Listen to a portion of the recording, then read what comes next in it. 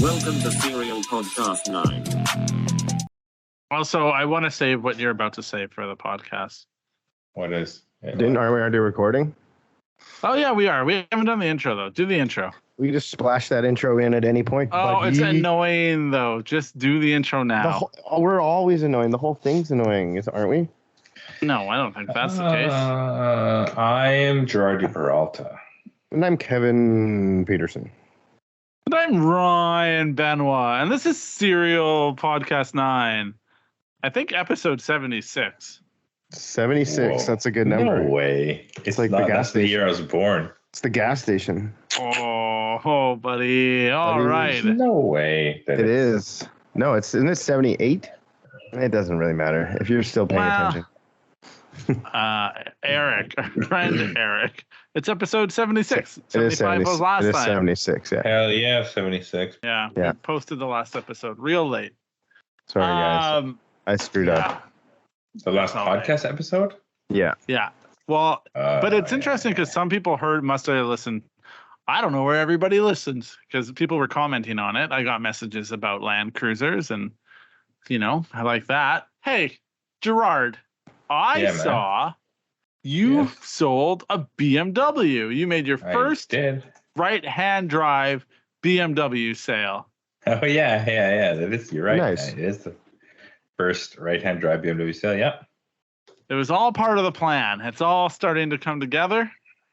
Mm-hmm. You feel very accomplished. Actually, before we go into what the future holds, how would you describe the process of selling a right-hand drive BMW? I would say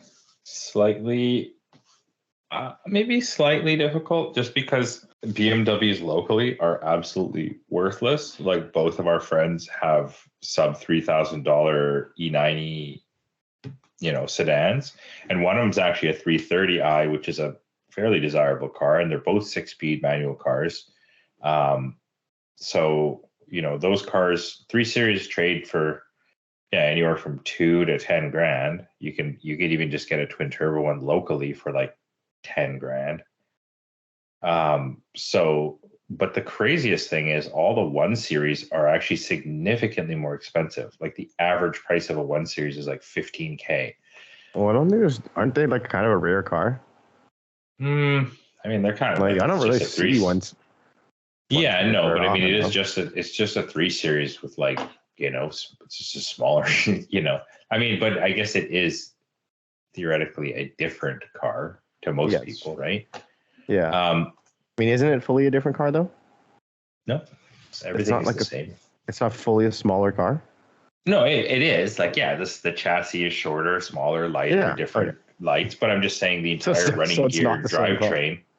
No, the entire running gear drivetrain, like the chassis itself and everything is the same. You know what I mean? Like, the kind of like the FM chassis. There's like the 350Z, the fucking G35. I mean, even the FX45, it's kind of the same chassis, same platform. It's all the same, but it's a different, package, if you will. But yeah, anyway, so all the 1 Series are quite expensive. So I priced mine accordingly because it is a high end on the 1 Series. But yeah, I managed to get like a decent amount. It wasn't as much as I thought I could have got. But with that said, it does seem quite hard to sell cars right now. It seems as though people aren't really spending a ton of money right now. So I feel like that's by design, isn't it? No, I just think right now in this what's by design? I mean, people aren't supposed to be making big purchases now. That's the whole point of what's now raising, raising the interest rates is meant to deter us from spending money. Is my understanding, right? Like, you're not. And then in turn, it's meant to drive the market down because then demand goes down. So people have to make things more affordable. Free market shit. I don't know. Anyway, so yeah. Anyways, it worked. I wasn't like super disappointed. I'm happy that, it went to a guy who's super into BMW. His girlfriend has a modified 6-speed 128i, which is pretty cool. So now he bought this to kind of like win in races, or like, you know what I mean, to like compete with her, I guess, if you will. But yeah, so it's good. I still have the 118 that I have to fix though. So yeah, that's got to go. Then you'll be really rich, hey? Richer than you think. Well, you can continue. Thanks, Kevin. Will you continue? Jesus Christ. Will you continue with your business endeavor of importing right-hand drive BMWs and selling them to simple folk? Perhaps. I mean, I do want the next one I do want particularly for myself, but I guess with people sort of like me and same with like Eric and, everything's for sale at some point, right? Right. I like to buy the car, sort of build the car, enjoy the car, but is my goal to have an E91? Ultimately, no, I'd rather have like an F80 or something, right? So, I would like to import one, build one, modify it a bit, maybe make like 500 horsepower or something like that, and then eventually sell it. But I know that the problem is though, it's a bit of a double-edged sword because I'm going to get a car that wasn't offered here. It is rare, so it would be desirable, but to a very small market. Like if I was actually out there to make money, I would literally just buy any sort of pile of shit car that was on marketplace right now that needed like a starter or like some tires or an alignment, and then just like flip that. It'd probably be infinitely easier than try to sell this super specialized, rare, desirable BMW to like 10 BMW guys that A, could afford it, B, want right-hand drive, and C, like, are willing to kind of make that jump to. And then also once I modify it, like I can't, like it's not like it's a cheap car to buy and then I'm going to put a bunch of money into it. It doesn't seem like I'm going to get that money back, especially not with an N54 car where it's like, even if I did a single turbo, which is like, let's just say $5,000 or $7,000, some suspension, wheels. So I'm going to put, I don't know, let's say $10,000 into this car. I'm not selling it for like $30,000 or something. You know what I mean? Like I'm probably basically just maybe break even, or which I guess is fine if you get to enjoy it. But I guess I'm just like kind of almost JDM cars are a better investment. I'm almost just kind of thinking I'd like to take the money and make a whole bunch of money versus like a little bit of money. So how are you gonna make money? Tell us about it. I have some ideas. Yeah, you could start a business that sells suspension parts. I meant like, in addition to that, I would like to supplement my income. The hustle. Yeah, and that way I could just buy whatever car I want instead of just buy this car and like a few little things here and there. It's like I would like to one day just buy the car I want and build it entirely within like, I don't know, 6 months, and then just enjoy it instead of struggling to buy, part 1, part 2, part 3, part 4. Yeah, you've constructed a ladder that you have to climb to get to the car that you want. Yeah, I don't like that. Which is, I don't like ladders. Gerard needs a jetpack. Yeah, get this man a jetpack or a helicopter. Definitely not a boat. Not a boat. So the F80, that's where you want to be. And you're like M3. Probably... They don't come out till like 2013, but like I would like an N55 wagon, which is the X body style, which is same as the F80, but I guess it's called I don't know what the chassis code for the wagon of that one is, but yeah, that's the one I want. Okay. I think it's the best looking wagon of BMW. That's what your boy wants. Okay. I want that. How many rungs on the ladder is it for you to get to that?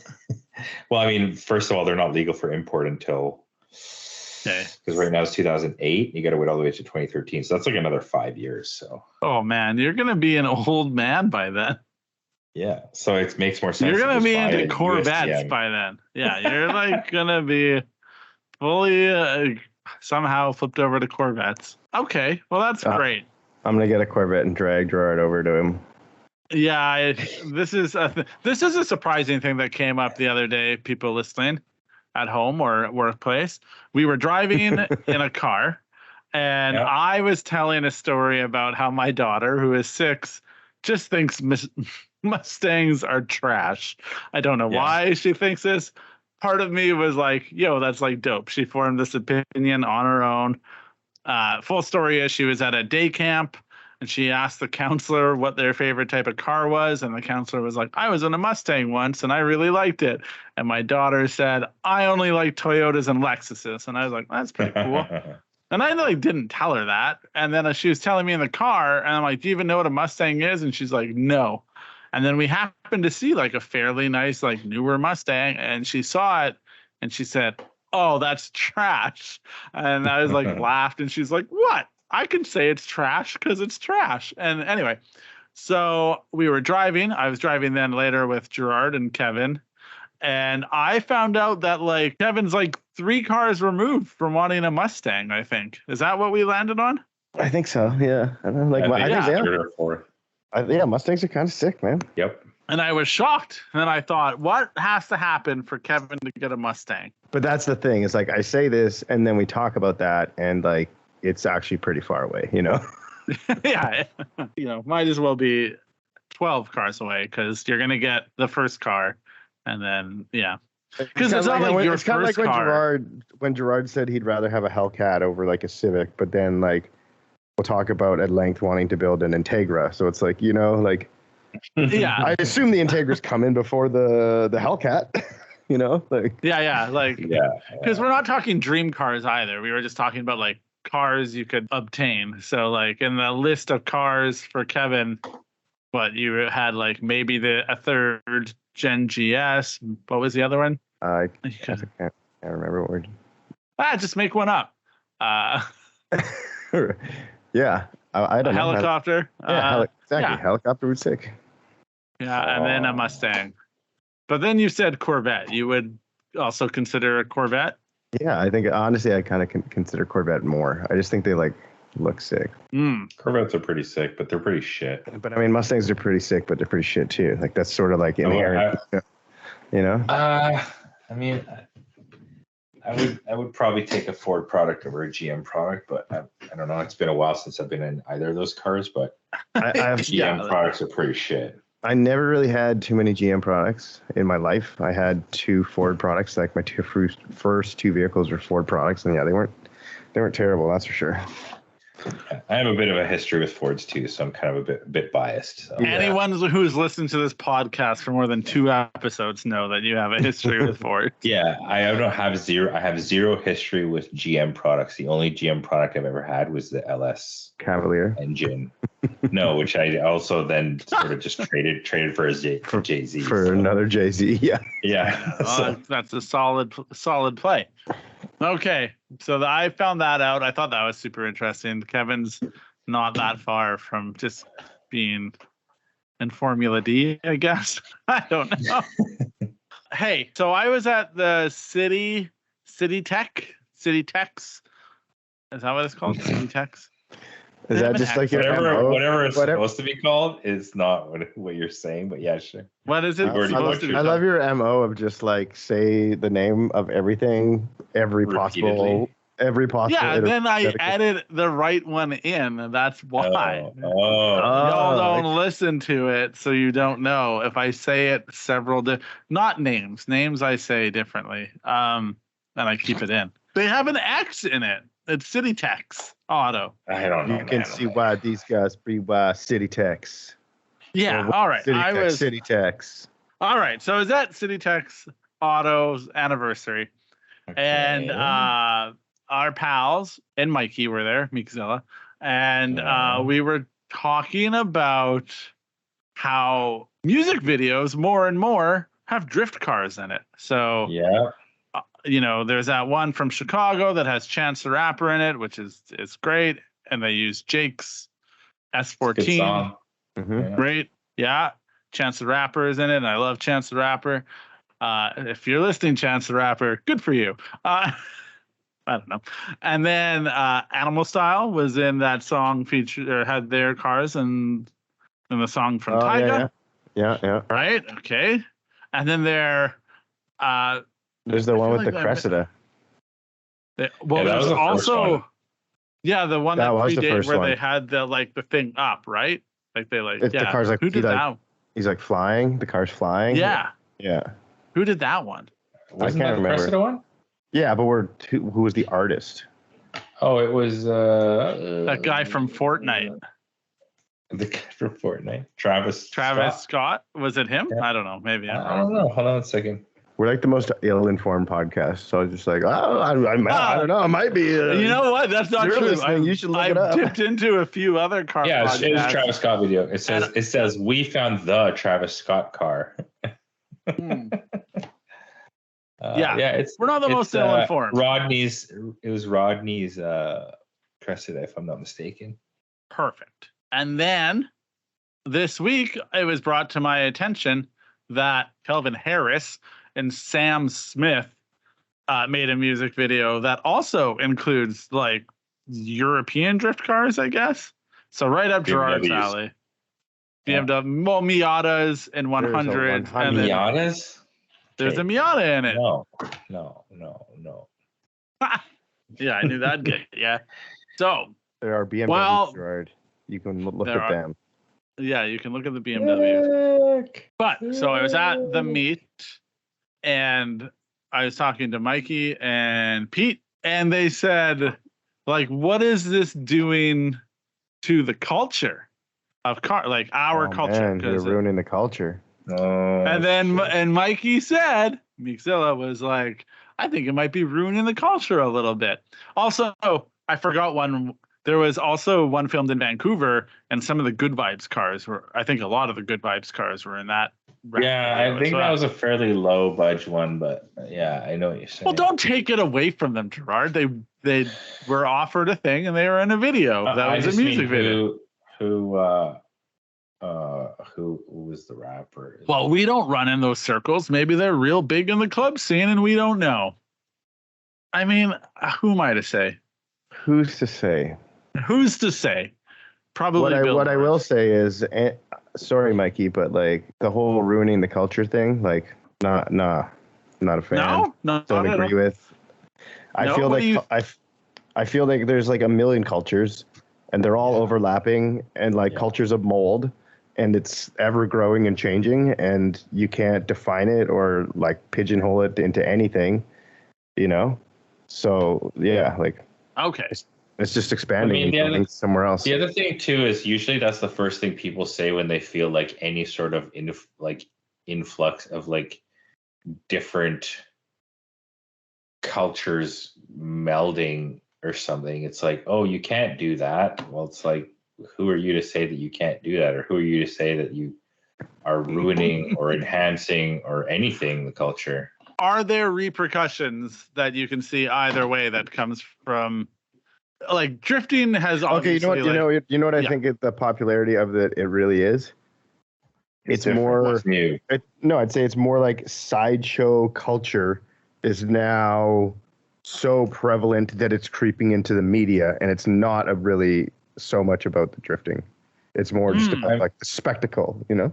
That's one thing I will say though, is the way that the drift cars are. I mean, maybe this is what Mikey means. The way that the drift cars are portrayed in the videos is kind of sideshow-ish.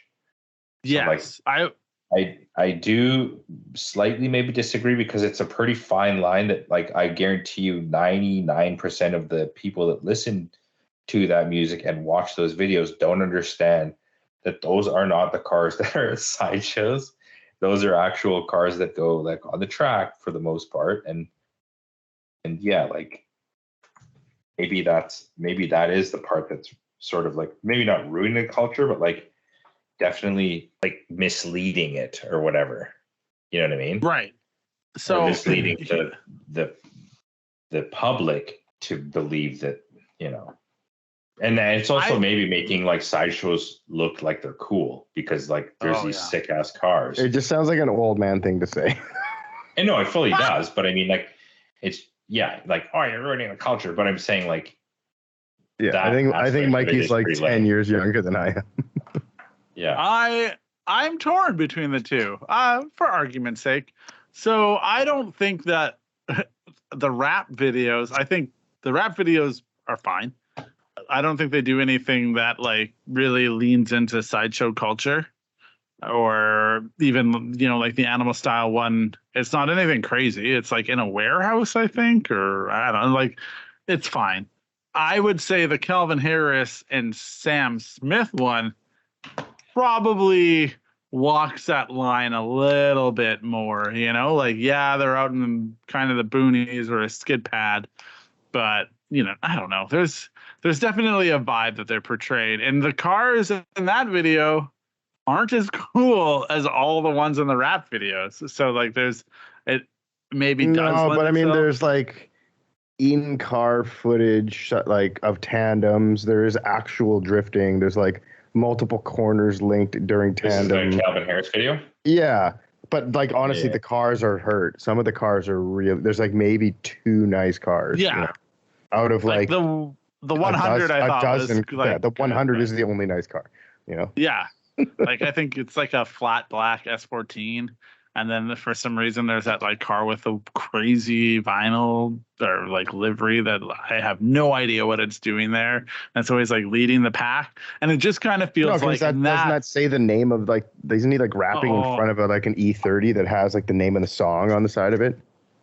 There's another one that I'm talking about. There's another like kind of racier car, and then that to me, when I watched that, I was like, oh, whoever maybe pick the cars for this video, maybe they're diving into a culture that I don't understand, because it looks way more European than like what the other ones were. But it just felt like it was like, oh, you don't actually really know what you're looking at. You're just like choosing what you can. But also to me, I don't know, that one felt like pretty gritty and raw, where the other ones feel like polished, produced.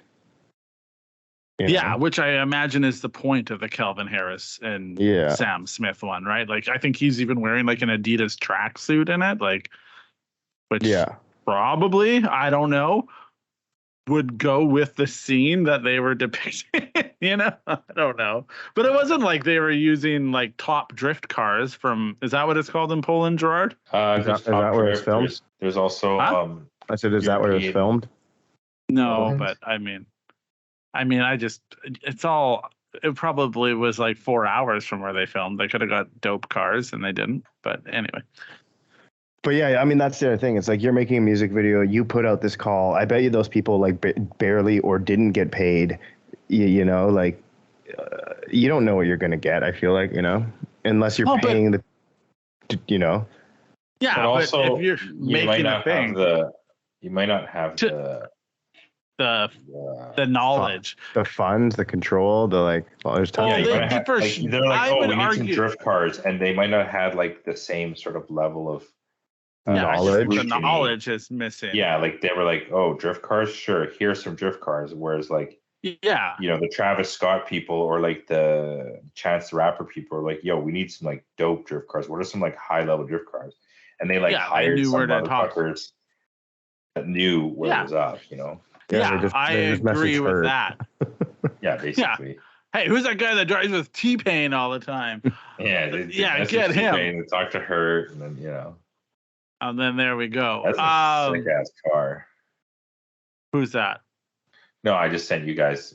That doesn't work in the pod. Anyway, also, I would imagine the Sam Smith and Kelvin Harris one probably had the biggest budget. The largest budget. Yeah, exactly. I do agree with that.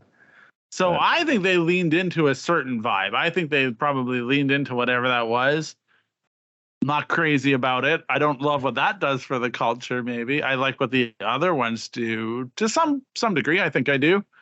I do understand Mikey's concerns, because it's like, when something gets popular, what happens to it when it becomes unpopular? I think it's already popular. Like, there's the other thing. I think the reason you're seeing it in all this shit is because it's popular. The reason you're seeing it in Zoomies is because it's popular. It's not like, oh no, watch out, it's about to be really popular. Like, no, it is. So now what happens when? So what part of the skateboarding 2000s wave are we in? You know? Oh, good question. Also, everyone wears Thrasher. I don't know. Are we ruining the culture by putting out street drifting videos that have millions of views? Like, is that ruining the culture? Well, that's interesting. In a video, drifting illegally on the street, like with no qualms about that, but like now you get some cool and you're basically, while you're saying this, you're at a sideshow. I mean, that is the tricky part. Yeah, exactly. Right? Like, there were some points, and I like obviously really like those guys, and it's funny, but I was also like, what? At some point, when did this become? And then I said that to someone. They're like, when we shut down like actual streets, and I was like, all right, I can't really argue with that. I mean, I agree. Like, you know, that's the thing. It's like you're in a private parking lot of a private business, and like no one seems to care. So, and but that was. But no one cared at my work, I'd be doing it a lot more. I'll tell you that. What? Yeah. If nobody cared at my work, I'd be doing it a lot more. I tell you that. Yeah, 100%, man. So, and that's the thing. And those are the situations where like I realize like, oh, I'm old and like probably also not the best like measure for the demographic of the world that I exist in. Because it's like that thing where I said to Kevin, I was like, somebody could get hurt doing something, like it was some car thing, and like Kevin was like, what the fuck are you talking about? And I was like, oh yeah, what am I talking about? It's like all it takes is one person to fall out of a car. And he's like, yeah, you worry too much about dumb shit. I was like, yeah, you're right, I do. So I'm not the key measure. I'm not the good takeaway to say those things. But yeah, there were points from being a guy that's been to like racetracks and has been to, I don't even know how many media meetings where you see things happen and you're like, this could end poorly. And you know, like, you sound like a mom or a wife. I sound like a parent is what I sound like, Gerard. Why are you assigning gender roles? Because men are fucking idiots generally, and like, yeah, you're right. They are be coming from a woman, but men are generally idiots. You could. That's not racist. Call me sexist. I just corrected myself. I don't care. I called you on it before. I'm not going to. I'm just saying, as a parent, I guess, and having self-awareness, you are right. Guys are willing to do dumb things. But then it's like having enough self-awareness to do like, oh, okay, like there's going to be a line where this gets too dumb. And I don't know.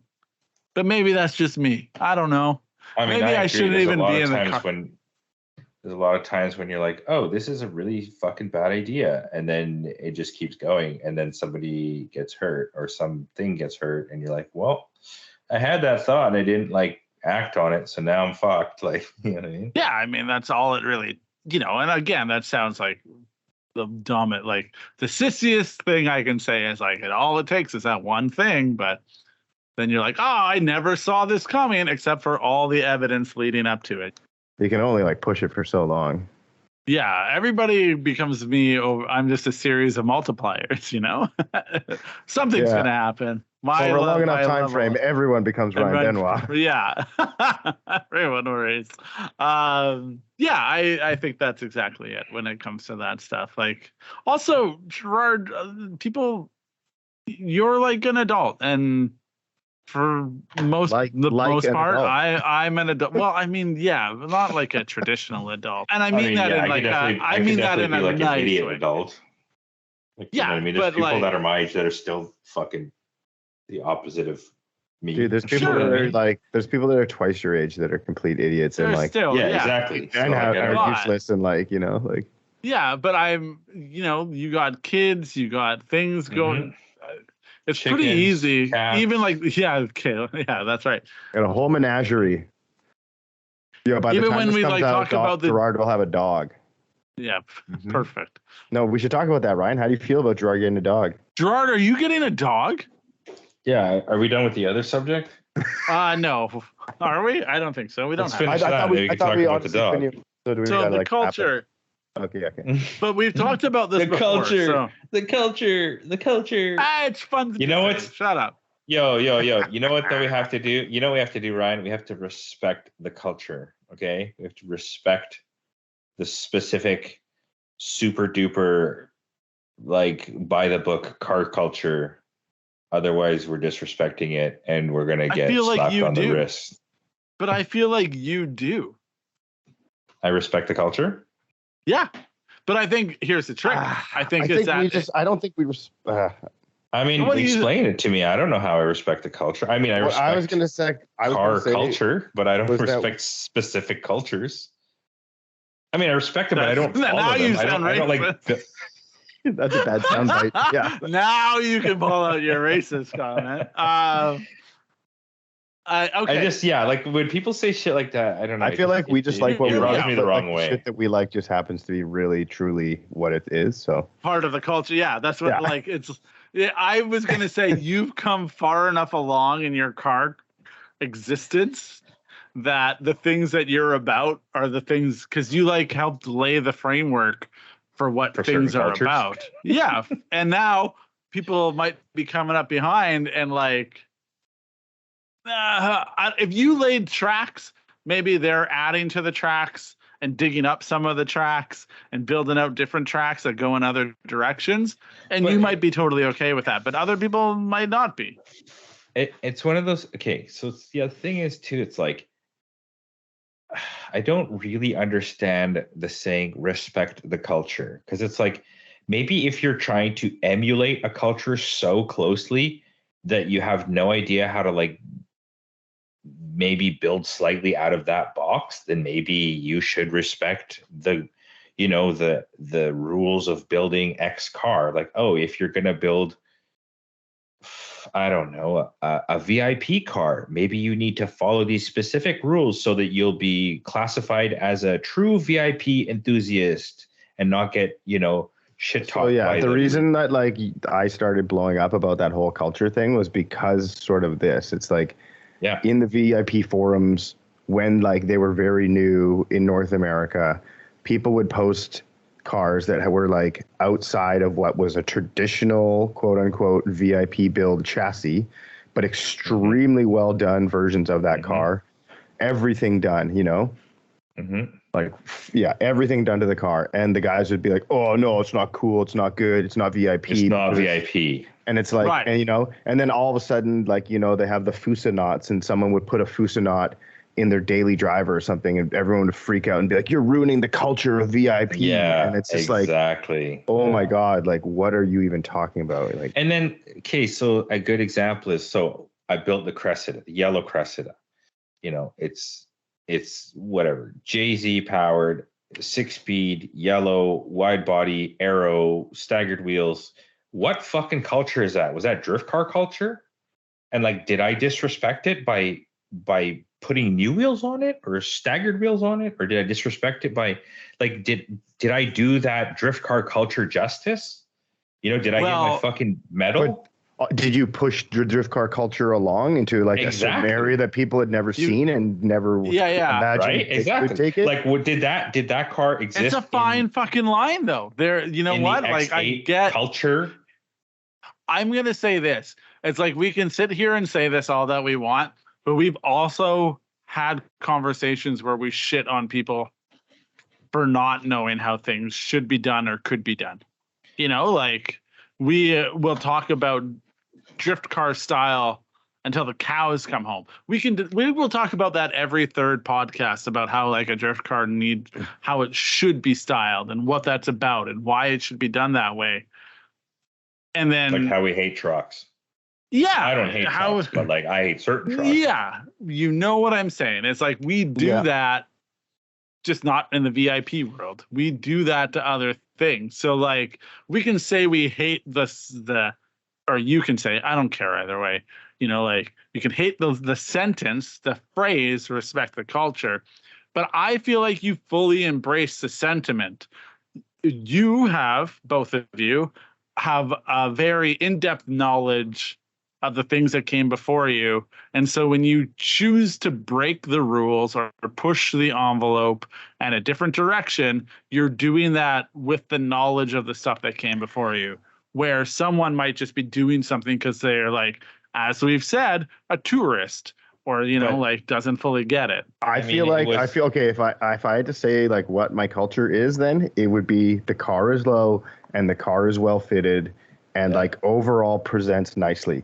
And it can be almost any car, and it has those three things, and I'm probably going to like it. So that's my culture. You're a stance boy. No, I don't. No, I guess I am. That's what I mean. Like before, stance was a term. Stance meant like just how the car sat. Yeah. It's any car that had a good stance was sick. Yeah.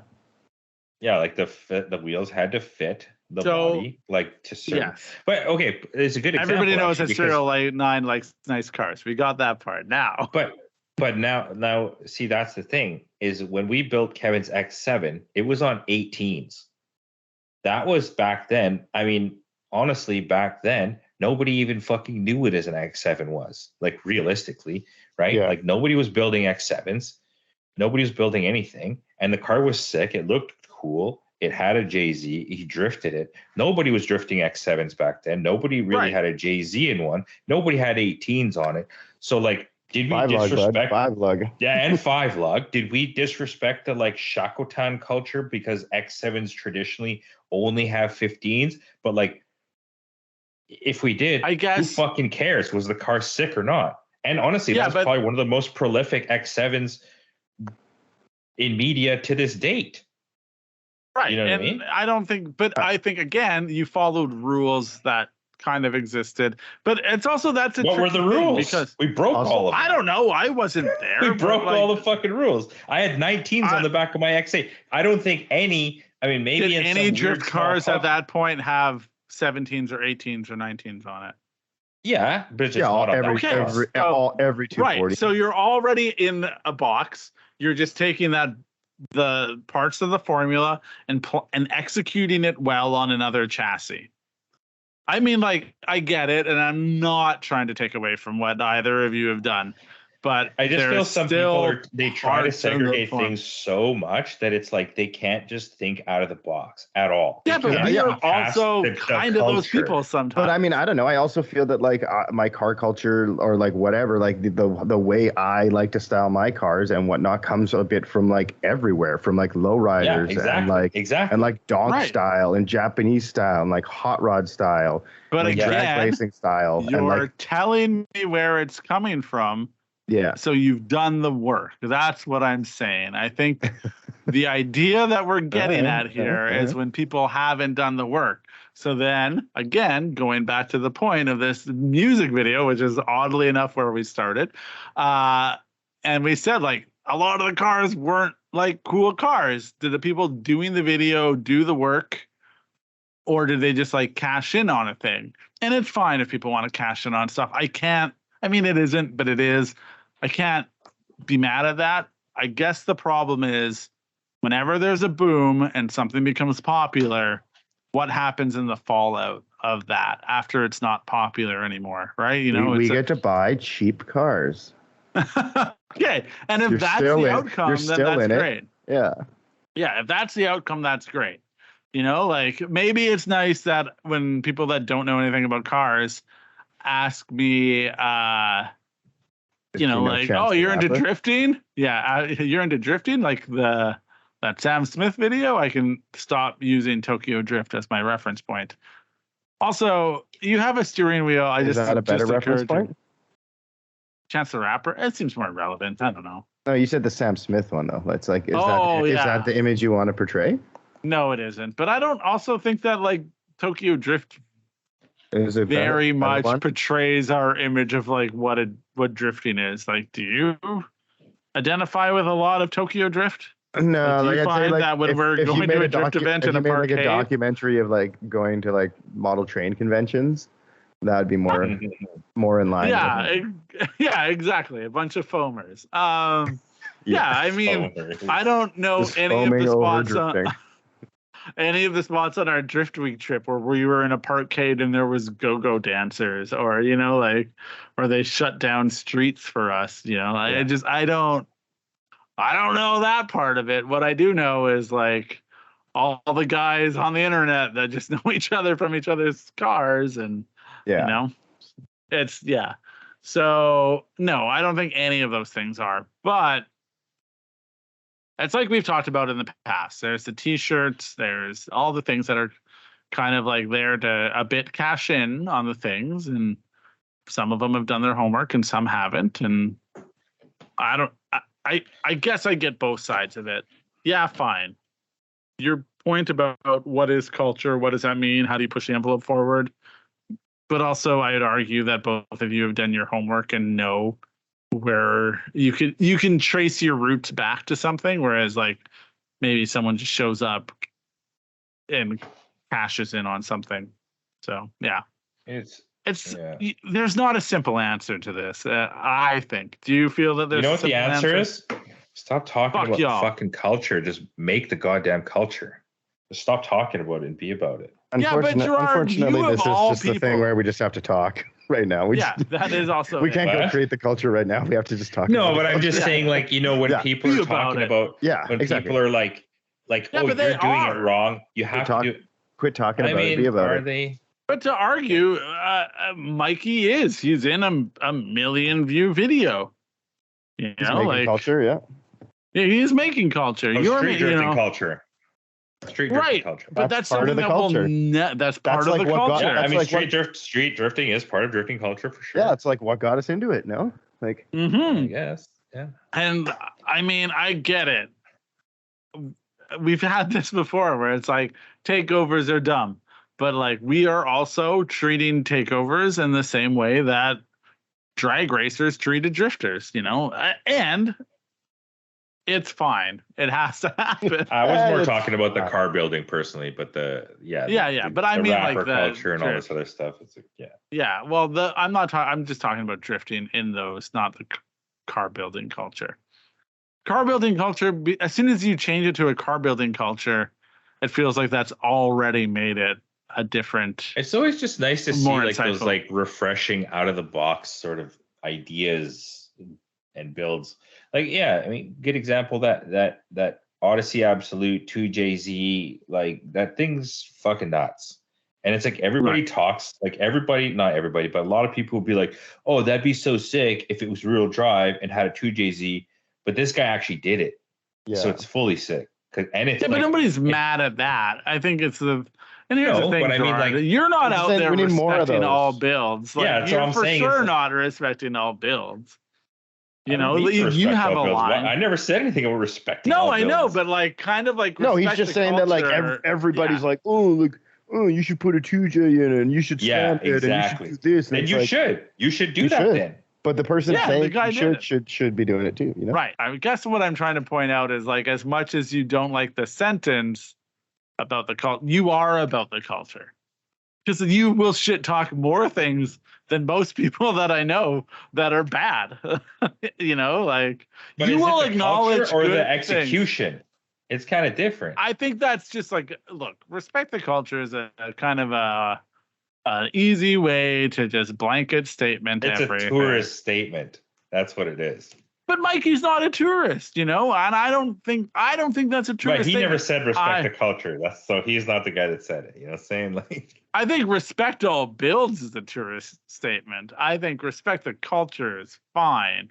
But yeah, Gerard, also you have coined the term on a steering wheel, like no mercy for peasants, which is like kind of the like fuck off if you don't know what you're doing, which in some ways could be a little bit like respect the culture, but in a meaner way, because it's just like peasants doing dumb shit and aren't respecting the things that came before them. It sounds so fucking pretentious and arrogant when you say respect the culture, as if whoever is saying that is somehow better than everybody else who they think is doing it wrong.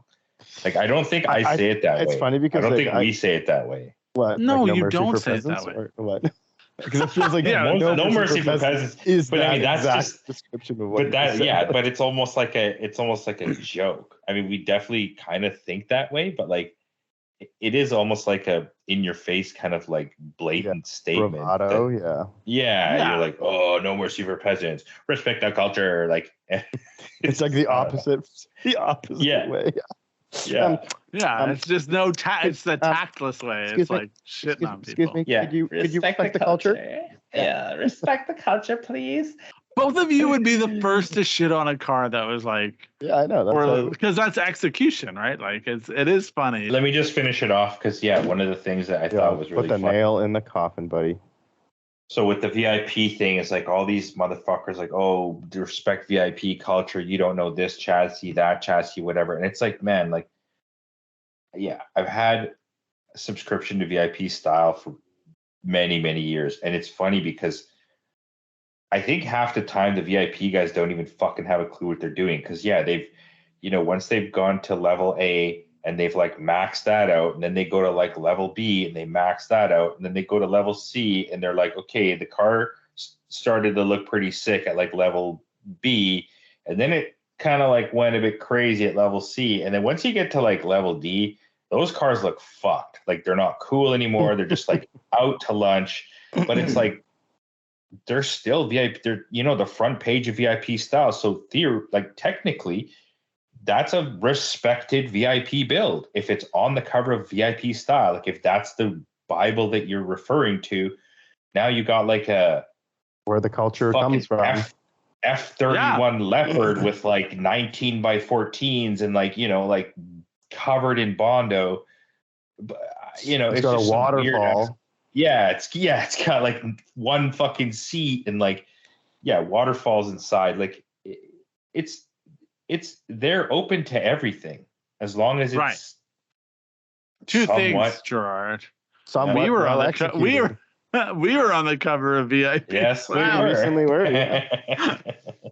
Check it out. I don't think any of the Japanese on there made any sense, though. Anyway, no.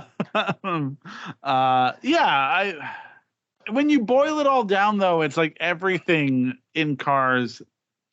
There's always someone gatekeeping something. Yes. And there's always someone that's better than someone else. There's always someone that feels threatened. There's always someone that's up and coming.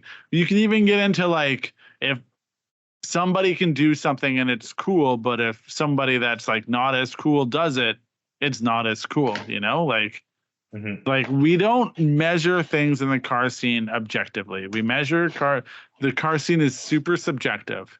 If someone who's like at the top of the pyramid does something, we give them props. If someone that's at the bottom does something different, we shit on them for like does the exact same thing, you mean? Yeah, we shit on them. But I mean, maybe that's the respecting of the culture. The culture is you've done it for a long time, so you're respectable. And you can say what's cool or not. And you can say or do what's cool, right? If you're not, if you haven't done the whole. It's like it's like Mean Girls, where she cuts they cut the hole in the shirt, and Regina George wears it, and her tits are out, and then all the girls cut the hole in their shirt because they think that's the cool new shit, you know? Yeah, that's exactly it. And then the respect all builds is like being like, but that guy did it too, and it's like, no, fuck you, you're a nobody.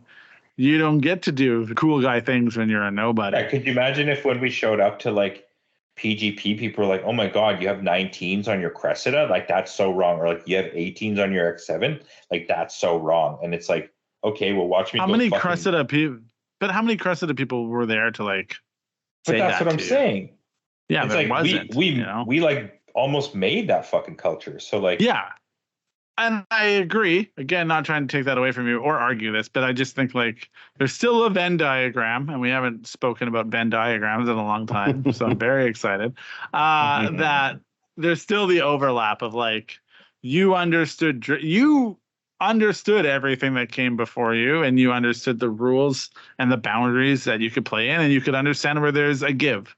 And that's like, look, in film school, because I went to film school, they say the thing, it's like you have to know the rules before you can break them. Like if you try to just go in and break a rule without understanding the rule, it's not going to work. But if you can do that way, and I think that's what it is. It's like you know what you can break and what you can't break. And that's what it comes down to. And then that earns you a spot in the culture, which we all should respect. Yeah.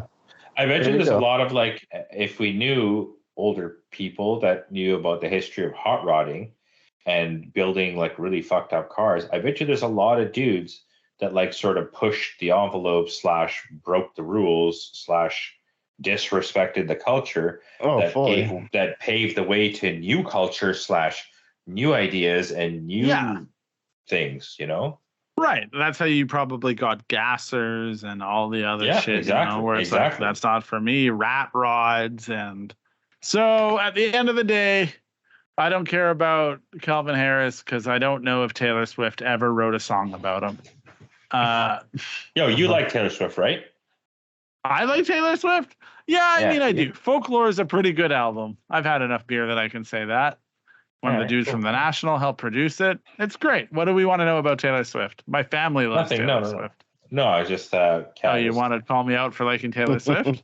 No, I like some of her songs too. I don't care, but I'm just saying. What do you like by Taylor Swift? This is an interesting thing for us to talk about. I don't know. I don't really know her songs, but I've heard those because I swear it was in Daryl's truck. He was listening to Taylor Swift, and I was like, yeah, it's not bad. Like some of her songs are like whatever, you know. I'm not gonna go and like put them on my playlist or anything, but like I don't fucking hate them. There's definitely songs that I would hate a lot quicker than some Taylor Swift songs. Yeah, she's got some all right. She's got some. I used to really dislike Taylor Swift. You know, there was coming up, she was mad at streaming services, and I was like, she doesn't get to complain about money. But then she made Folklore, and when she made Folklore, I was like, oh, okay, you're not so bad. And now my daughter and my wife really like Taylor Swift, so I'm just along for the ride, and that's fine.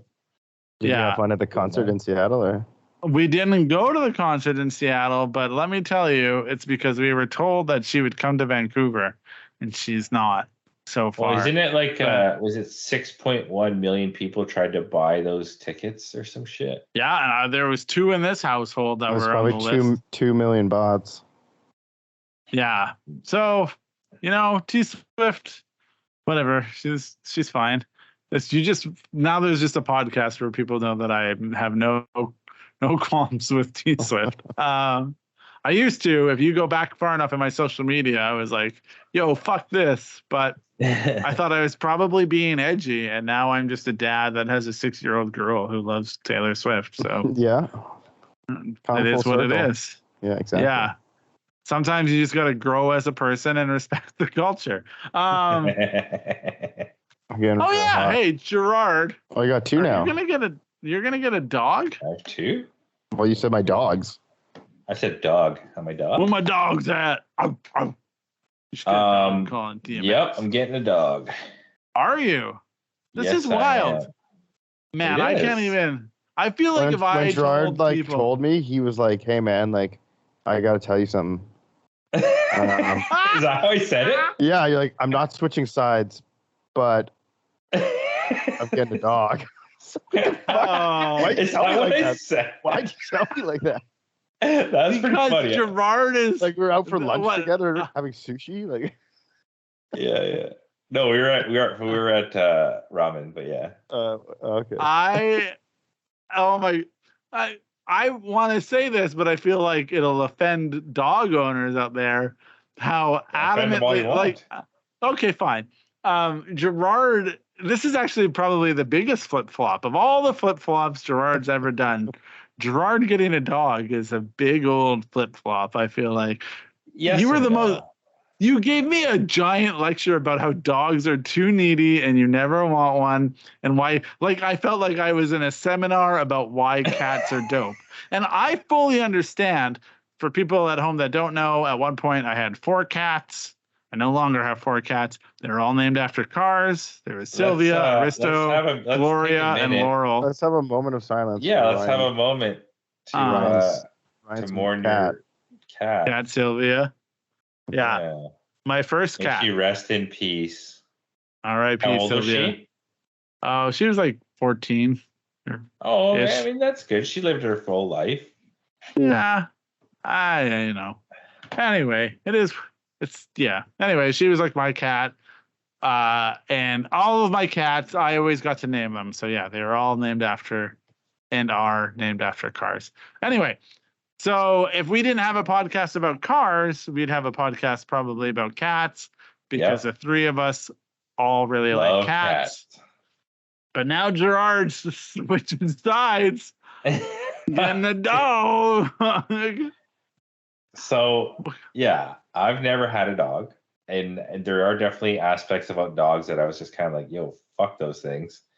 Especially puppies and shit. I don't want no motherfucker eating my shoes, eating my couch, shitting in my house. I don't want to be cleaning up fucking poo. I don't want no stupid dog that's chasing his tail in the back of my pickup truck, which I mean, I don't know. My dog might do that. Who knows? But yeah, there's a lot of things that dogs do. I'm just like, how fucking stupid are you? You know what I mean? But I mean, that's a pretty typical cat owner sort of thing. Yeah. But at the same time, I've kind of always sort of wanted a dog just because I think, I've never had one. I think they're kind of cool. I was really into greyhounds for a while. I was researching all about fast dogs. Gerard racing loves dogs. Fast cars and fast dogs. Yeah. A real Simpson story. Santa's little helper. Go on. But yeah, and then there's they're not exactly the best quote unquote dog example of a dog. They they have, especially ex-race dogs, they have trouble. They can't even go downstairs. Their limbs are all kind of fucked up. Sometimes they got a lot of issues, and they're just generally only need to be exercised once a day, and they just basically sleep all the fucking time. You could get a Whippet. My cousin had a Whippet, which is a smaller greyhound. Yeah. Anyway, we had Italian Greyhound was the other one that I really wanted. But then I also liked Dogo Argentinos and stuff. So I thought that was a cool dog. But also that's a huge dog and kind of crazy and I never think I was gonna get one, right? So anyways. I feel I just want to throw this in. I feel like you're kind of approaching dogs the way you approach cars, and I think it's very hilarious. What do you mean? It's what's a fast dog I can get? And then what's kind of a unique, kind of crazy, dope, for fully sure. sick dog I can get. And I don't mean but don't you sick in a literal sense. Do you not know who you're talking to though? No, I know. Is that not the way Gerard approaches shoes and clothing and food? And I know. Every fucking possible thing in the world. I want everyone listening to know that is what's happening right now. But it's anyways, dog. Okay. Go on. I'm not getting any of those dogs. But yeah, anyway. What are you getting? There was so there was a point recently when my wife was oh, I want to get a Bernie Doodle, this and that, and I was absolutely fucking not. Not getting no foo-foo dog. I don't want anything to do with that dog, this and that. And then luckily we did get that dog. No offense to anybody that has a Bernie Doodle. They're fine. Luckily that dog is still in the shelter. Yeah. Yeah, there were a lot of aspects I disagreed with, the whole dog acquire. Bernie Doodle. Bernie Doodle. Okay. Is that a Saint Bernard and a poodle? It's a poodle and a. That dog, man. Nothing about that dog looks like the dog that you would want to have. Yeah, exactly. If you get a dog that might as well be a cat, I'm gonna be mad at you. No, let's just chill for a second. That'd be sick. That'd be sick. So I was no, I don't want anything to do with that. All right. And part of the things that I didn't like about dogs was I'm not spending fucking $3 or $4 grand on a dog. This just I don't need to spend $4 grand on a dog. Yeah, man. Right? You buy rims. Yeah, right. Wheels. So she kind of gave up the Bernie Doodle thing for a while, but then I guess she started looking again, and then she found this site. It's adopt these dogs, whatever. And then so I guess apparently in the southern states and USA, it's a really huge. It's like Yahoo Japan, but for dogs. Basically, yeah. Anyways, they have a problem where there's just tons of homeless dogs, and dogs get thrown away, and dogs get brought to vets to be put down, and this and that. Yeah, I don't like that. So she found this dog. It's 3 years old, and it got brought to the vet to be put down because I guess it supposedly had seizures or something. So the kind of dog, it's half Dogo Argentino and half Labrador.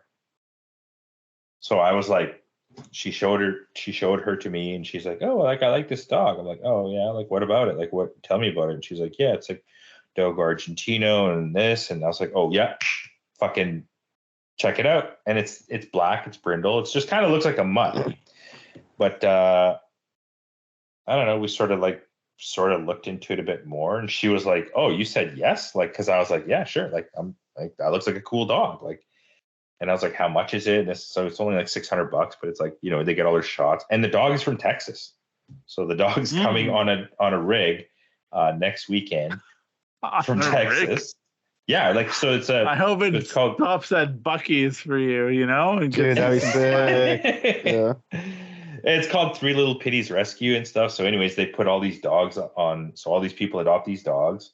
The process is fairly involved. You have to take a video of your house and do all these interviews and write this. I'm sure you could just fake it if you really we're a Yeah, piece of shit. I mean, AI could do it for you. Write me a letter for. But they're trying. You get like an Airbnb, you just like make the house look way nicer, But I think they're trying to give good homes to these dogs. I don't know much about this whole adoption thing. It seems on the level, like they're not charging a whole lot of money for the shit that they're doing, to be honest. So anyways, they stick all these dogs in this rig and drive across, from Texas to here, stop along the way and give all these people. Yeah, they're like Santa Claus for dogs. Basically, yeah. And we're the last stop in Bellingham, so we have to go there at like 7 p.m. on the checkpoint day, the checkpoint pop-up day, so I'm not going to be there. What? I know, man. I know. You asked to have 2 spaces. I know, man. Fucking. Can't your family get the dog without you? No, man. I need to get the dog. I'm getting the fucking dog. I mean, realistically, man, there's going to be checkpoint next year. You're right. I know. Fucking. Well, I mean, I'm going to bring the blitz. I'll tell you this right now. I'm not having the fucking booth. I'm not running the booth at checkpoint by myself. Well, I'll help you. I mean, I know that. I'll help you. I'll help. Won't? How about that? No, you won't. The thing is, I feel like we could probably do well at the checkpoint. Ryan doesn't know. I feel like we could almost do well at the checkpoint if we had. You could do well at the checkpoint thing. I think there's probably value in it. I mean, you said it before. You were like, oh, we're being an idiot not to go this year. Yeah, I know, man, but it just happens that this is the day that I know. I mean, I don't actually care. Yeah, I care the most for some reason. It's my business. It's true, you do. I just want to meet those guys and see what they're like. Right? Checkpoint guys? Yeah. Go on. No. Go on, Gerard. Okay, go on. 3 years old, fully trained, half dogo, half lab. And I don't know if you know what a Dogo Argentino is. A lot of people don't. I looked it up while you were talking. Originally bred to hunt wild boars. Wild boars. Yeah. So you looked it up. What did you find? It's it was like a white dog. It's an Argentinian Mastiff. Yeah, it's a big Argentinian Mastiff. It's bigger than a pit bull, but it's athletic. It's super strong. They can actually run, unlike pit bulls who can't barely walk. Yeah, and not only that, they can jump super fucking high. So the other kind of cool thing is Kat used to have a dog named Diesel. Well, she didn't used to, but her uncle used to have a dog named Diesel that they would always take care of. So Diesel was part Dogo Argentino. He was like a full-out mutt, part Dogo, part something else. And she used to tell me all these stories. She's like, yeah, Diesel, I don't know what kind of dog he was, but he would jump 6 feet into the air and take a crow out straight out of the air and he fought off 2 pit bulls and this and that. And I'm like, oh, it sounds like a fucking crazy dog. They had to put him down because he was very aggressive and had pit bull. Because he was ripping birds out of the air and fighting dogs at a time. He also, would come home covered in blood, beating up, killing coyotes and shit. So he just sounded like a gnarly ass dog, but there were aspects of the dog that she really liked. So those aspects we also like. Knows how to throw down. Yeah. As a timeout, Kevin, if you had to get a dog, what would you get? I've actually for 5 years or more years, I've been looking at Dogo Argentinos, but I live in a 1-bedroom apartment. And it's not going to happen. But yeah. So that's what you would get? I don't know. I'm also I like small dogs. I'm down with small dogs. Yeah, what kind? I don't know. Teacup poodle. Oh, really? Yeah, that's cute. I'm down. Yeah, dude, I'm down. Like I said, lots of my family have always had teacup poodles, and they're just just this imagine owning a teddy bear that's alive. It's the cutest little Teddy Ruxpin. That's pretty funny. It's the cutest little thing ever. It's just this. It's the size of corn on the cob. You know what I mean? It's just how could you not love this thing? Yeah. And then I also this girl I was dating for had this tiny little Boston Terrier. Same thing. That thing was so cute. I really wanted a Boston Terrier when I was a child. Oh, really? Yeah. Nice. Yeah, or not a Boston Terrier. Actually, my friend has a Boston Terrier. I wanted whatever Wishbone was. Isn't that a Jack Russell? A Jack Russell Terrier. I wanted. Yeah. My buddy has super a smart, Boston Terrier. I mean, they can read books and tell stories. They can just travel be through in time. stories. Yeah, travel through time, tell you fictitious stories. My sort of dog turning point was because I actually kind of maybe like hated dogs a little bit, but like my really good friend Sam had a Chihuahua, and I've had friends with Chihuahuas before, and I remember just thinking, man, this thing's fucked. Like he was like full out Ren and Stimpy style, like with the like puffy weird hair, and then he would run through the house on the hardwood and like drift and slip so bad and hit the corners, and he'd always be bloody like on his like hips and shit because he would like wipe out. But then sometimes he'd have these seizures and we'd have to give him like milk and water on a fucking spoon. Anyways, that wasn't this. So that was your turning point? No. My turning point was like one of my friends got this other little Chihuahua, and I was like, yo, fuck this dog. But then I was sitting on the couch one time and she just came and cuddled up with me, and I was like, man, this thing's really cute. And then that was my like sort of, I could get down with a dog, you know. I was like, this whole conversation is hilarious. I was probably like 28 or something. Okay. So 20 years ago, you turned a corner with dogs. Yeah. I was like, okay, great. I would probably, you know what? I like corgis. I like whatever's popular in pop culture. Yeah. Corgis are super cute, man. Yeah. And the Panics have corgis, and they're great. Yeah. The other one. Jake's got a corgi. Jake's got a corgi. Right. And another fun dog, I feel Zach's like. got a corgi. Oh, yeah, that's true.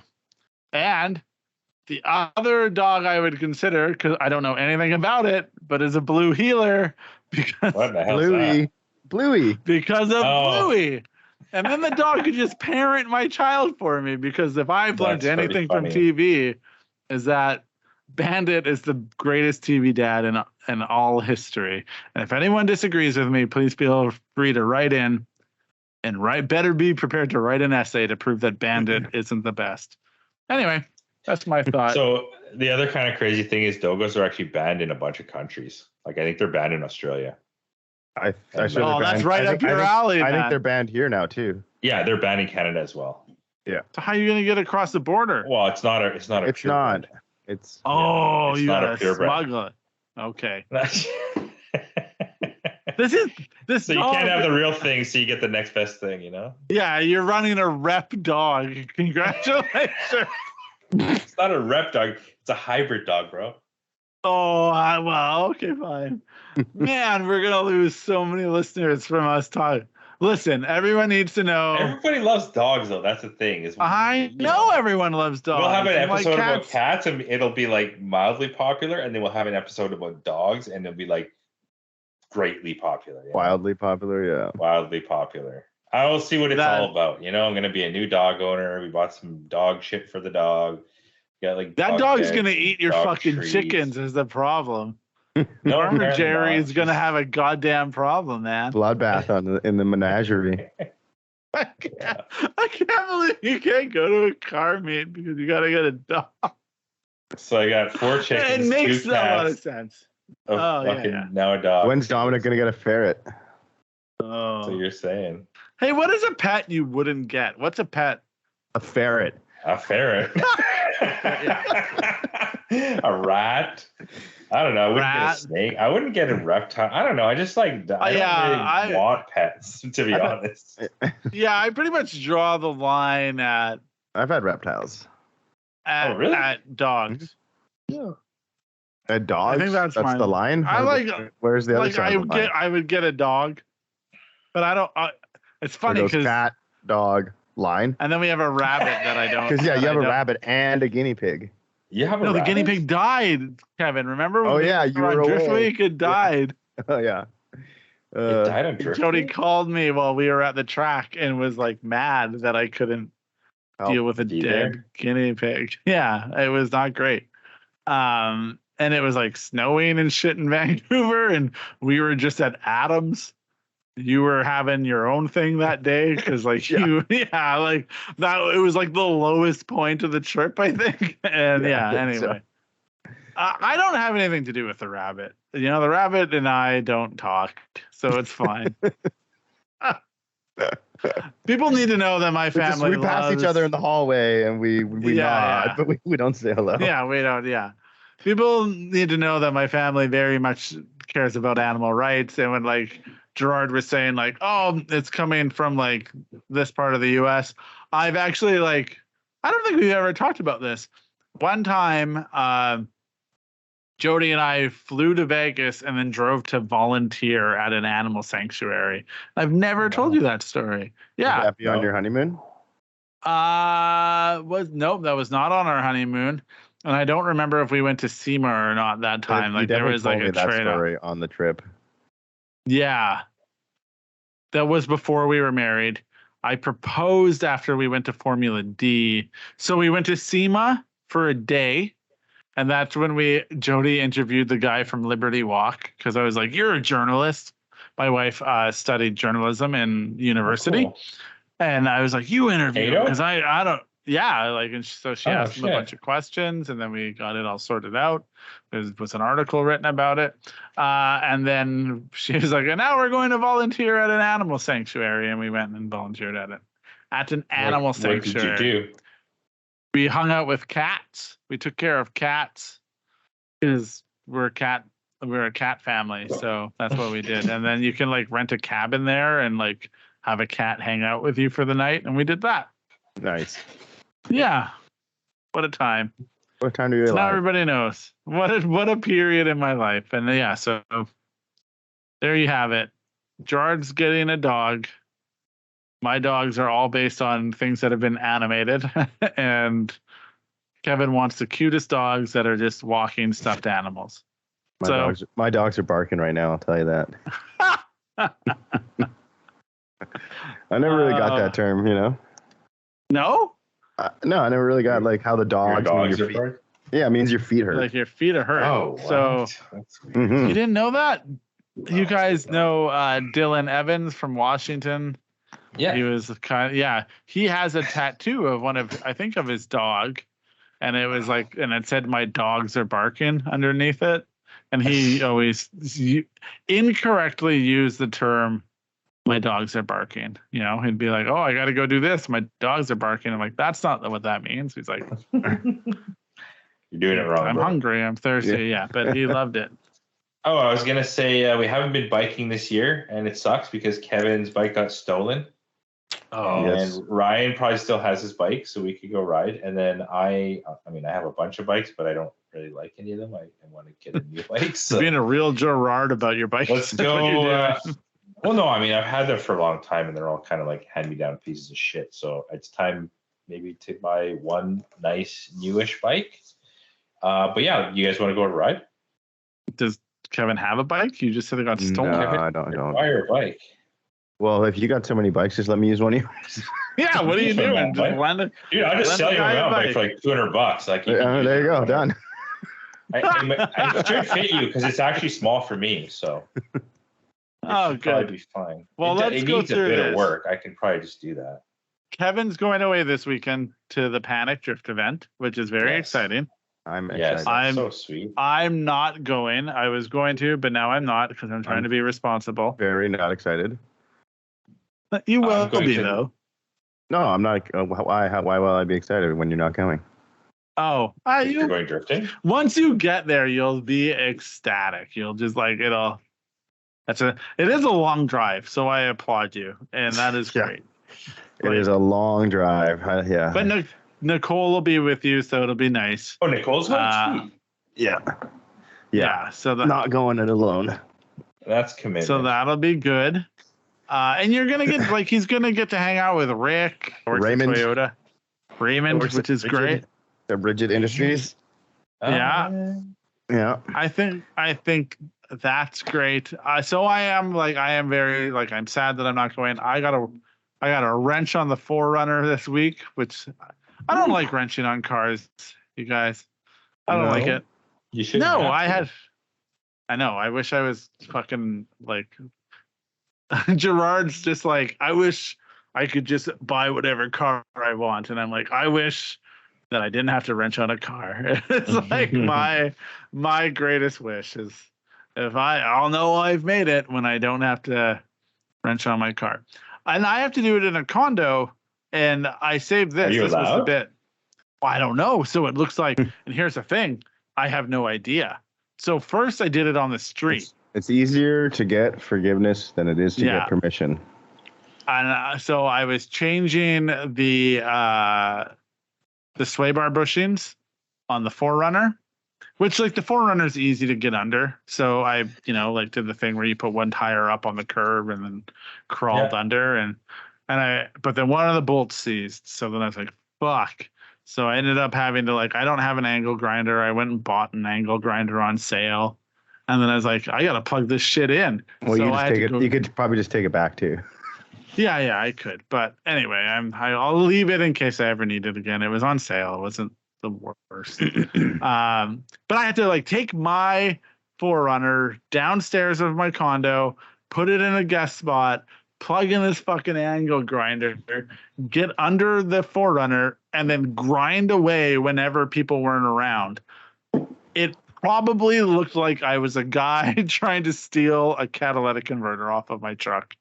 I would, I probably looked real fucking shifty because people would drive in and I'd have to stop doing what I was doing because I don't think people would like sparks flying all around in the underground parkade. So, and I don't know if that's safe or not. I don't know what would happen. Sounds really, really unsafe. Yeah. So I did it though because I had to. So sometimes I do things because I don't know, and I don't know no better. But I did it.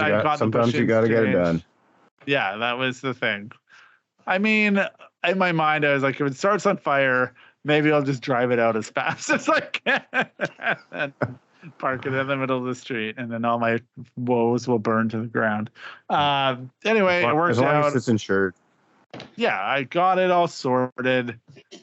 Now I got to change the shock, and I don't at this point. I just don't, embarrassingly enough, don't have enough tools to actually do it because I just. Living in a condo doesn't afford you a lot of space to store things, and I don't have any of the right tools to do it. So I got to go see our buddy Rare Spec and use all of his tools and his space, and I'll change some stuff on it and then hopefully sell the 4Runner. But yeah, it was just me and the underground parkade wearing a Notorious B.I.G. t-shirt and some cut-off jeans, trying not to look like I was stealing my catalytic converter. That's so funny. Yeah. And I'd have to people would drive in and I'd have to get up and walk around like I was not suspicious and be like, fuck, I live here and pay for things and this is dumb. But anyway. So that's that. I don't like working on vehicles. God bless anyone who does. Yeah, tell me about it.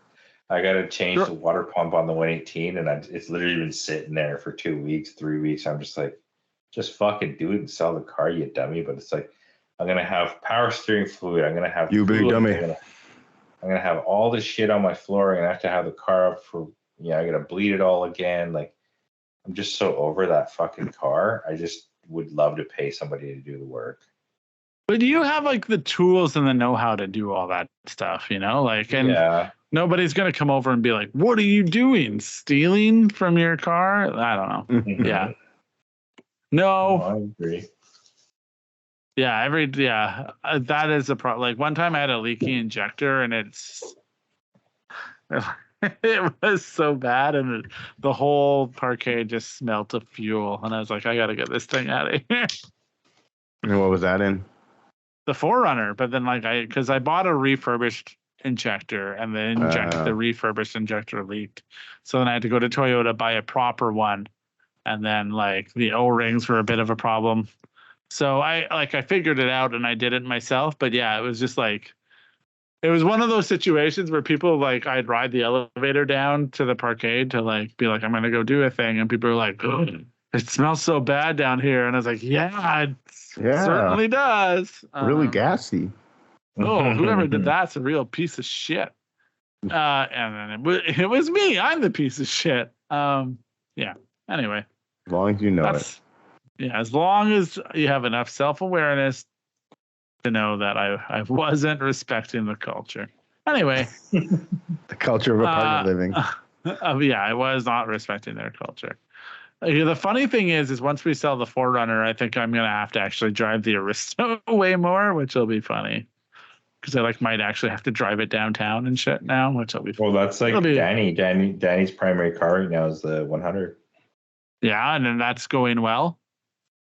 So far, so good. He hasn't sold it. He hasn't gotten a VI in it. Those are my concerns. Not so much concerned about selling it, just a VI. Anyway. I mean, you should get a VI on that thing, honestly, man. That thing's pretty chill. You never know. You never know. One thing you hear other people talk about it, and you're like, oh. Woo. I think it's kind of luck of the draw. You get I don't want that for me. You could probably get a VI on a stockish, Hey, Gerard, I've never asked you this. So Kevin's toying with the idea of getting a 3GS. How do you feel about that? I think we already asked this. I've asked you how. I don't know. Kevin's got all these different ideas. He should just do whatever the hell he's going to do and get it over with. Just shut up and do it already. Just whatever you're going to do, just fucking do it. What are all of Kevin's different ideas? Well, I mean, he's kind of toying with a Beamer because it's cheap and would be good. I think he likes the 3GS because it's cool, but then he doesn't like the aspect of it being so kind of fucking complicated and shit. Because then you could totally turn it into a drift car, but then you sort of butcher everything about it, and it'd still be a cool car. But it'd be a cooler car if everything was just worked. Still works. Yeah. That's what I kind of hate about those things too. I know. It's you could have it, but prepare to lose everything you liked about it. Or spend a fuck ton of time trying to make it work, and in the end, you may just end up with some bastardized drift car that looks and sounds cool, but is missing all of the aspects. Not all, but a lot of the aspects that you bought this particular fucking cool car for. Yeah, that's exactly what I was trying to. I mean, to be fair, that does kind of sound like the Kevinism of it all, doesn't it? A little bit. I don't mean that in a rude way. It just seems like the two of you, Kevin would be the more likely one to be for the culture.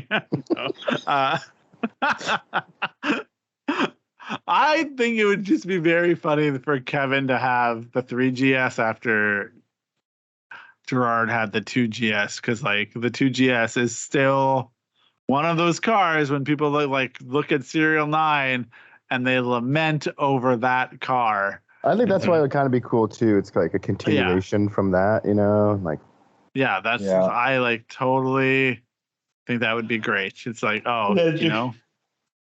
just has all these weird fucked up cars now. I guess the 100's not so fucked up, but. No, that's pretty on and the Blit. Yeah, that's on brand. Yeah. It's just we don't really talk realistically, we do not talk about the 100 a lot, but I think it's just because we're waiting for it to be a thing. Yeah, well, keep waiting. It's fucking probably gonna happen in 5 years. Remember when you told me it was firing up on Saturday for no reason? Yeah, fucking I don't know, man. It's just. I need actual time to work on it. You just actually need time to work on it. And then I took a weekend off from the family to go and basically work on it, before everyone goes back to school. And then a soccer tournament came up for Dominic, and I signed him up. So I don't know if I have any sort of responsibility towards that, because his mom has him on the weekends, but I feel like I should at least go and watch one of the games or two of the games. But I was trying to just basically spend a bunch of time working on my cars, truck, whatever the fuck I'm going to work on. Hey, here's a question for you. Yeah. Good.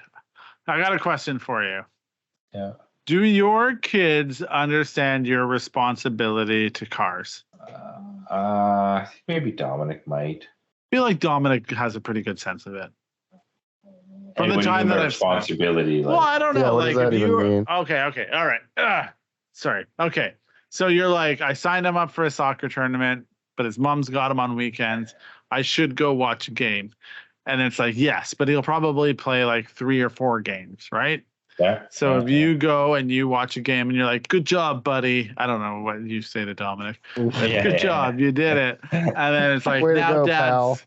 Way to go. And then you're now Dad's got to go wrench. And Dominic might be yeah, Dad has to go wrench, He gets that's part of it. Like, yeah, it's not like a Cats in the Cradle thing where he's like, "When you coming home, Dad? I don't know when." You know, like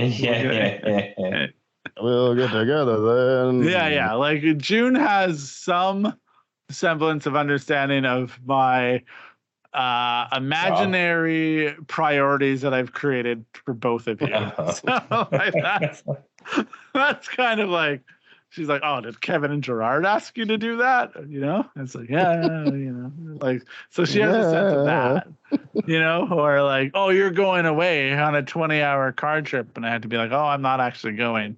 But she's like, "Oh, what happened? Did Kevin tell you couldn't go?" You know, like, she has a sense of my responsibility for my made up priorities. But yeah, to like some degree. So like, even when we went on Drift Week, she's like, "Why are you going?" And then I'd explain it. And she's like, "Okay, that kind of makes sense." You know, like, and anyway, so I was just curious, you know, like, do your kids understand? Do your kids understand that you're Gerard from SerialNine? Yeah, I do think so, because I think even Alice might, because Kat sort of like, you know, tells her or sort of knows or whatever, like, right, says it in a way that's like, it's important. Yeah. So June can watch all of us on YouTube, so I think in her mind, the fact that we're in videos is like, oh. And also, I'm bringing home Alice like custom like SerialNine tights and stuff. It's like, I feel like when you're bringing your own branded cool ass clothing home, it's right. Like, you might be a little bit more than like a grom at work. You know what I mean? Yeah. June has the Poutine Cat sticker on her lunchbox, which like that doesn't mean anything to her, but I'm like, that's this cute thing. Yeah. Yeah. Anyway, all right. Well, that's interesting. Kevin, I can't ask you that question. I feel like you get to live. Sorry, this is sort of random, and to go back, that biking thing, we should actually maybe have a SerialNine bike ride. That'd be kind of sick. Like, downtown and shit. Yep. I'm down. That'd be kind of sick. Yeah. All right. All right. Who's going to organize that? We can do it right after we do the SerialNine cruise through the Pacific Northwest. Fuck, man. Let's do that already. Well, we should. On that weekend, instead of me wrenching on cars, let's just go. Go drive. Yeah. Yeah, let's go drive my fucking car. My Blit that's literally sitting there and doing fucking nothing. Well, as long as you promise not to adopt a dog that weekend, I think we'll be okay. Maybe there'll be a soccer tournament or some gymnastics event. There's always a thing. Maybe the dog will be sick. Oh, buddy, you don't even want to know about the gymnastics events, man. She's competitive now, so like she might go to fucking Mexico or like LA and shit. Yeah, dude, it's kind of crazy, honestly. You gotta front the cash for that, hey? I mean, no, I'm not. But yeah, like we do. Well, like the family does, yes. The family does, yes. Yeah. Yeah, that's interesting. I was like, she told me how much all this shit was costing. I was like, holy fuck, are you kidding me? And she's like, well, if Dominic had something like that, like fucking go-karting or some shit, I know damn well that you would spend every penny you had to get him to those. And I was like, maybe, but like, I just do that shit myself. yeah. You'd be like, yo, Dominic's heart's in the streets. He's gonna come up the same way I did, because that's about the culture. It's street. Yeah. I'm not gonna fucking pay for him to have go-karting lessons and shit. I mean, as much as I'd like to, I don't think it's feasible. I think time and the money, it's just too much, man. I think every dad that's a car guy at some point is like, and then I'm going to put my kid in karting, and then like you're like, yo, fuck, I'm not going to do that, because I'm realistic about it though. Yeah, it's like and then what, he's gonna you're gonna spend fucking 10 grand on karting and shit, and then he's just gonna be a average Joe drift guy anyways. Like, and also then he's going to be telling you about like corner apexes and shit, and you're going to be like, yo, I'm down with that. Just go out. Yeah, but you're also going to be like, yo, just go out there and like lay a sick line and look cool while you do it, like build the cool. Like, you'd be more so probably amped if Dominic just built a sick car. And, you know, like 100%. be like your old man. Like I'm never more happy than when like June takes a camera and takes a picture. I'm like, oh yeah. Okay. And then, you know, going back to the Mustang thing, I'm like, yeah, I know you don't need to be around cars. It's a futile effort. Don't do that. I was almost. I mean, don't you also agree with her though? About cars? About Mustangs? Yeah, I mean, I think Mustangs are trash? They're whatever. They're not on my list. She probably heard you say it. I don't know, man. My daughter is pretty like switched on about shit. I don't know, man. Yesterday at karate, she said a thing, and the teacher was like, "Oh, you're actually like, you're pretty smart." And I was what like, did she say? She's mostly a troll. I mean, you got to be pretty smart to be a troll. Yeah, no, my daughter trolls the shit out of us. So yeah, you got gymnastics families banking that. Dominic's going to soccer camp. Gerard's wrenching on cars. Kevin's just living his best life, which is great. Yeah. Best life, Kevin. That should be the video segments for Kevin. Best life. For a guy living his best life, he's pretty angry. Are you? Yeah. I mean, it is true. He's pretty angry sometimes. I realize that we talk for so long, and when I listen to other podcasts, like they do advertisements, and I was like, wouldn't it be funny if we were like, hey, is your car like low but not running proper? Like, do you need a better alignment? And then we like plugged an item. I thought that'd be funny, but we'll never do that. So, yeah, I know, but you could right now plug an item. What's a hot ticket item that people should have?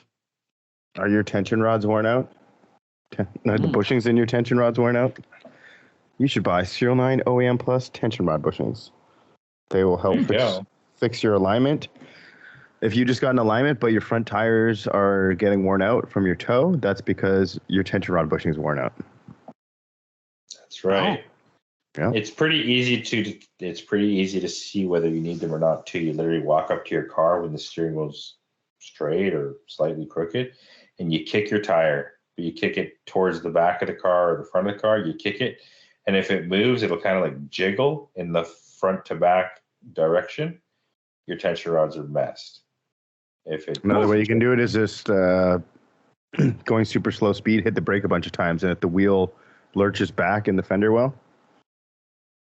It's kind of hard to see that though, but you'll need a friend for that one. But yeah, you'll definitely be able to see the wheel moving if you need new ones. Oh, yes, okay. So either make a friend or kick some tires. Hey, and I know Kevin loves this question because he's never sworn at me about it when we filmed the video. If you were interested in buying these parts, where would you go? SerialNine.com. The best place to get all SerialNine goods. Perfect. Okay. Look, we did a thing. I like that. Also, we have new merch. It's on the front page. Check it out. It's the sketchy stuff. Hey. So it's sketchy shorts, sketchy shirt. When Gerard says that, I believe he means the style is like someone sketched it, not that it's like sketchy and it'll fall apart. It's sketchy. It's a little like unnerving looking, you know? Yeah, okay. It's definitely like, is it blurry? Is it clean? It almost looks like 3D, you know? Oh, yeah, I love it. Great. Well, perfect. There's a lot of SerialNine stuff. If this will come out after Kevin was at the Panic GP, which great. So maybe we'll get a follow up on that. There will be no video from that drift event because if you want more drift videos, you gotta just go watch drift videos because I can't make drift videos for things people don't want to watch. It just hurts my soul. So anyway. We'll have some other videos coming up as well. There's some in the chamber being worked on. So make sure you go check out YouTube if you haven't ever checked out SerialNine's YouTube page. And yeah, I think that's it. We're working on getting some guests. I know we say that all the time, but like, I feel like we were supposed to have a guest tonight, but he bailed on us because he's a chump. I'm just kidding. Well, we're not going to put that in. That's fine. Okay. Well, hey, it doesn't matter. Anytime I get to spend time with both of you is a real treat. Yeah, and people listen to us chat, and I love when you write in and talk about it and ask questions. I had a question. Go on. Sorry. No, I don't know. Let me ask 1 second. I think it was from Gerard. Why does Ryan call you Jerry? No. And Ryan. I think it was the one where it's like you would just rate cars, like from peasant to whatever. Oh, that's pretty good. Pretty cool. Yeah. Is there a list that we have to do, or do we just make up a list? Okay. Well, thanks to everyone who's checked in. And if you guys want to write in about dogs. We're a dog podcast. Knows Doug Argentinos or Labrador stories, or about bikes, or about BMWs, or about 3GSs, or what was the other one? 4Runners. Well, it's fine. There you go. Hey, do you just want to be our friend? Write to anything that we've just talked about, because we'll talk about it with you. Sometimes people write me, and then I think I talk too much back to them, and then they're like, this is a bit much. Ryan's a bit long-winded. Okay. Hey, but thanks for writing in. Hey, man, if you message me, I will just, like, heart the reply, heart your thing. The funny thing is that the question that I was supposed to ask tonight, it started out with like, yo, I'm writing you this question because you say nobody writes you questions. And then I proceeded to fucking forget about it. No. We'll just, that's why you always remember. Write. What I wanted to do was I wanted to read that thing like from Drift Games and talk about that. But yeah, we never did that. We could have. Yeah, well, a little too late, but I feel like we talk about that all the time. I know, but it's so in our world, and it was just like a huge thing, and like it's a huge thing, like every 6 months, though, isn't it? I don't know, man. I mean, it just feels like on a world all. Stage. It's not like this is like a world stage, Yeah. What? Yeah, but it's what we like. I don't sound like that. Yeah, you do. Do I? Flash, 100-yard dash. Okay. No, I agree with you, Kevin, but that is probably the thing we talk about the most. It's like, for the culture of drift culture, make sure your car's cool. Like, that's our bread and butter. That's, I get it. They're going to run it up a flagpole, and it's important. Did you read any of the comments from what Drift HQ said? Sure. They're like games. Or Drift Games, sorry. Did you read any of the comments from Drift Games? Their comments? Like people responding. Like that's where it gets very nice. Is like you see the you see this weird kind of like convergence of all these schools of thought on what drifting could and should be and what it means and like what they're doing, and and that is. Well, sounds like you have a whole episode right there that you really like to talk about. And I don't really want to, because it's just like I agree. All right, well then, them. Sweet dreams. Yo, somebody had written me. Yo, you talk about no mercy for peasants. BMW has no mercy for peasants because they just make their shit expensive and break, and like if you're a peasant, you can't own one. I guess. But I feel like peasant car people that are like don't know anything about cars, own BMWs. But so then it's like you really have to define a peasant. Like, is it peasant in the traditional sense? Like, if you have money, then because that's not what I see no mercy for peasants to mean. But maybe it is. Maybe that's what you're saying. Maybe it was about the money you made all along, not the friends. We're not going to talk about the Drift Games thing. No. I feel like you could listen to any one of our episodes and you know exactly where we fucking stand on that. That's true. Yes. You could look at any one of your Instagram pages and you'd be like, oh, I think I get where they're coming from. Maybe not Kevin's photos. I think Kevin just wants to discuss it because it's almost like an official body of drifting has sort of taken the stand of the same stand that we take, whereas like your car shouldn't look like a piece of shit. Yeah, you should respect the culture. Yeah, you should respect the culture. Yeah, but it's like that is just already the same. And I'm not poo-pooing it. I'm not shitting on anyone. I agree with what they're saying. I'm not. It's great. But they already reference all the things that it's the final bout. It's what final bout has done for drift culture. And they're just emulating that. It's falling into a school of thought that already exists. And then there'll be another. What you're doing is you're alienating the dudes that I've already said in the past.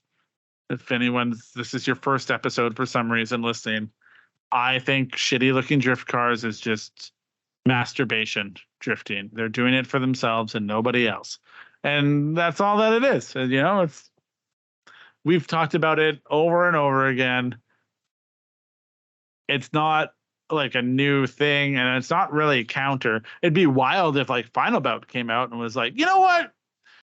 Maybe cars don't have to be so low, and then we could be like, whoa, but the entire podcast is just beating a dead horse. So like, I don't understand why. How dare you? There's new things we talked about dogs today. Yeah, I feel like Ryan's a bit poo-pooing it.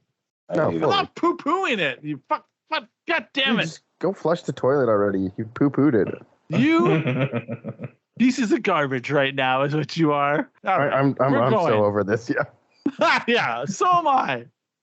You know what? I take back what I said. Anytime I get to talk to both of you at the same time, it's infuriating. Now I'm glad you're not coming on this weekend.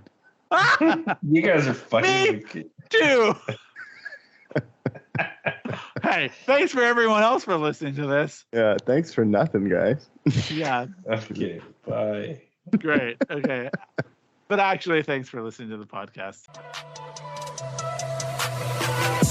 Thanks for listening to Serial Podcast 9.